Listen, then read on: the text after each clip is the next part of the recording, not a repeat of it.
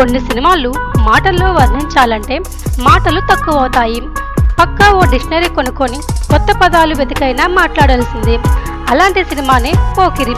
మాటల కాదు, పాడాల కాదు, చూసే ప్రతిసారి మళ్ళీ ఫీల్ అవ్వాల్సిందే. పోకిరి వచ్చినప్పుడు టాలీవుడ్ ఎలా ఉండేదో, అది వచ్చిన తర్వాత టాలీవుడ్ ఎలా మారిపోయిందో అందరికీ తెలుసు. అప్పటి వరకు ఫాలో అయ్యే సినిమా ఫార్ములాకు చెక్ పెట్టేసి పక్కా కమర్షియల్ ఎంటర్టైనర్గా ఇండస్ట్రీ రికార్డులు తిరగరాసింది.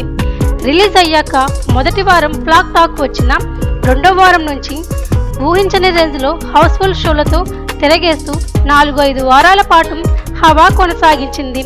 క్లైమాక్స్లో వచ్చే ట్విస్ట్ అయితే ప్రేక్షకుల ఊపిరి తీసేసింది. మహేష్ బాబు చేసిన Pandu character, Puri Jagannadh style direction, ఈలలు వేయించే డైలాగ్స్, కిక్ ఇచ్చే ఫైట్స్, పాటలు అన్నీ కలిసి పోకిరిని ఓ కాల్ట్ క్లాసికల్గా మార్చేశాయి.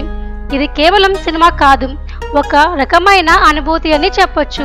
ఇక ఇందులో ప్రతి క్యారెక్టర్కు మంచి స్కోప్ ఉండగా లేడీ విలన్గా నటించిన జ్యోతి రాణా పాత్ర కూడా ప్రత్యేకంగా గుర్తుంచుకోవాల్సిందే.